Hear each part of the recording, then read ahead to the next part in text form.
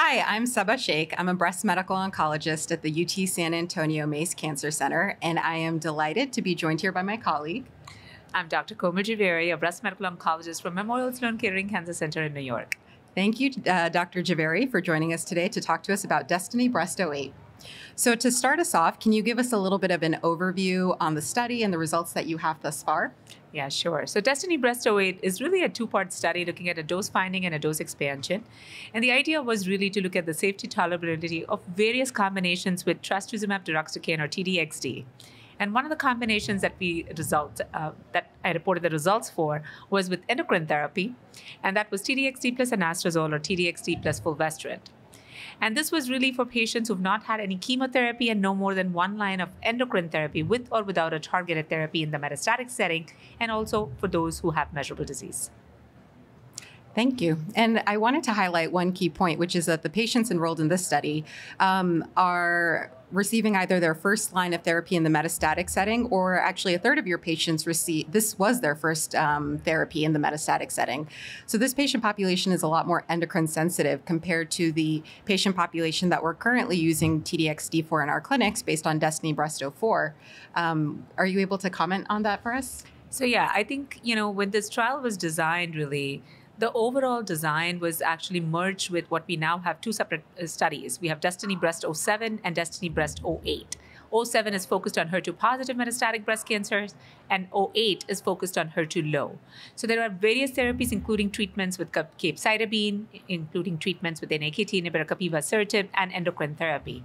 And so I think the trial criteria was just trying to get the patient population early on, just so that it can get a signal of anti-tumor activity. And the idea was to try and see what kind of combinations might be pragmatic, so that if there is safety and tolerability, they could be applied in larger randomized studies in a particular setting. For example, if we were to bring TDXD in early stage breast cancer, where patients have residual disease and potentially we can utilize TDXD for HER2-low breast cancer in the future, they would require endocrine therapy combinations in that setting. And so this safety and tolerability could be applied in that setting. So this is just a pilot to understand that safety tolerability of pragmatic combinations. Yeah, I think that's a really important concept. And I'm curious to hear what your experience has been like for the tolerability of the combination of TDXD with endocrine therapy. So yes, very nice question again. And, really the safety was similar to what you would expect for either agent alone. So the combination did not necessarily have any additional toxicities. We usually worry about chemotherapy and endocrine therapy together. I think there's a controversy about it. Could it be detrimental? Should we be giving them concurrently? Should we be giving them sequentially? And we have different data for that. But I think, what we have learned now, we do that in HER2-positive breast cancers in the Kettering trial, right? Patients who have residual disease after neoadjuvant therapy, despite HER2-positive disease, you give them TDM1 as a standard of care. And for those with triple-positive breast cancer, you can do endocrine therapy with TDM1.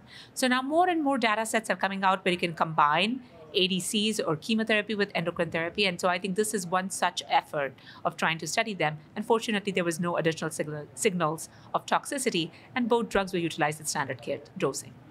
That's wonderful. I'm really looking forward to further data on TDXD and endocrine therapy. And to end this session, I'm curious to hear what your thoughts are about future directions.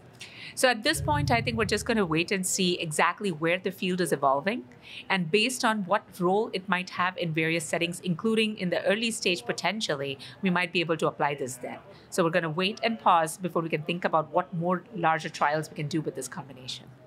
Well, thank you so much, Dr. Jhaveri. Congratulations on the study and on your wonderful presentation, and thanks for joining us today. Thank you so much for having me.